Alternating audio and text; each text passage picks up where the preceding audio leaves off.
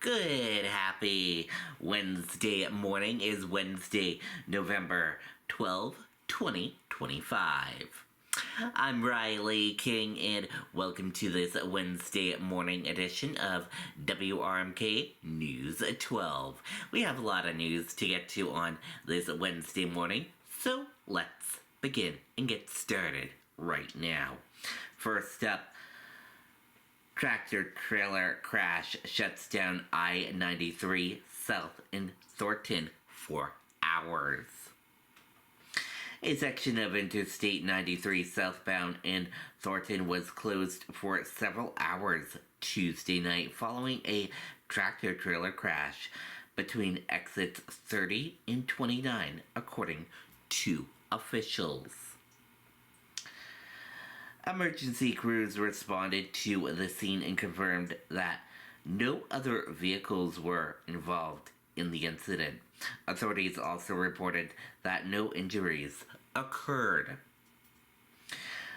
The affected stretch of the highway reopened shortly after midnight on Wednesday following cleanup and recovery efforts. New Hampshire State Police said the cause of the crash remains under investigation. Flight cancellations mount as federal shutdown strains air traffic control. Hundreds of flights across the United States remain canceled or delayed as lawmakers in Washington continue negotiation to reopen the federal government. The ongoing shutdown has severely impacted the nation's air traffic control system, leading to widespread disruptions for travelers. Kevin Curtis, New England Regional Vice President of the National Air Traffic Controllers Association, said his members have not received full pay since mid-September. Representing roughly 550 controllers across New England, Curtis noted that every facility in the region is operating below full staffing capacity. Data from FlightAware indicates that as of Tuesday, more than 1,200 flights nationwide had been canceled, with an additional 2,500 delayed. The Federal Aviation Administration, FAA, began reducing flight volume at 40 major airports last week, including Boston Logan International Airport, after its safety team determined the move was necessary to maintain safe operations aimed staffing shortages.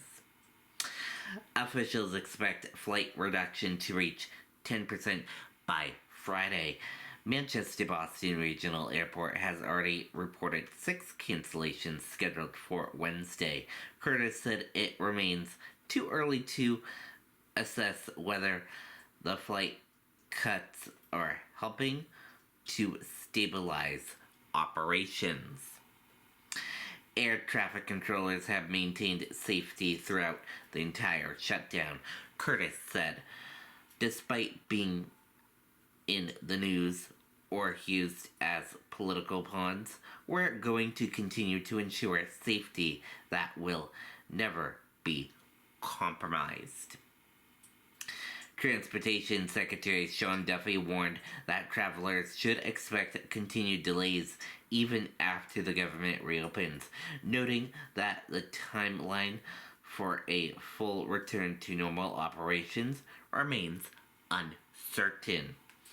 The disruptions come at a critical time as millions prepare to travel for the upcoming holiday season.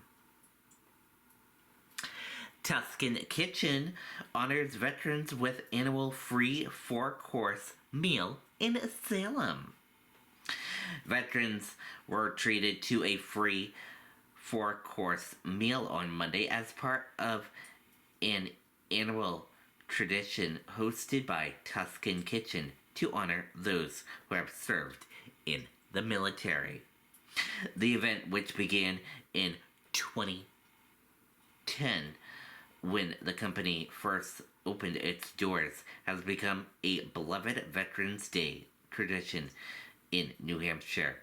On its first day of business 14 years ago, Tuscan Kitchen offered free meals to veterans and service members, drawing a crowd of more than 2,000 people. Since then, the restaurant has continued the tradition every year, welcoming veterans and their families from across the region. You see fathers and grandfathers and sons, said Joseph Fayroe, founder and CEO of Tuscan Brands. I just met a man who is 104 years old who fought in World War II. Incredible. Another was 97, and I spoke with a serviceman who served 24 years. It's really special. Farrow said that over the years, the company has served more than 35,000 veterans through the event, emphasizing that the tradition is about more than food. It's about gratitude and community.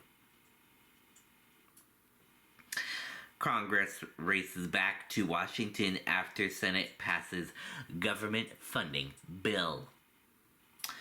Following a late night Senate vote approving the government funding bill, House lawmakers are now hurrying back to Washington to cast their votes on Wednesday, today.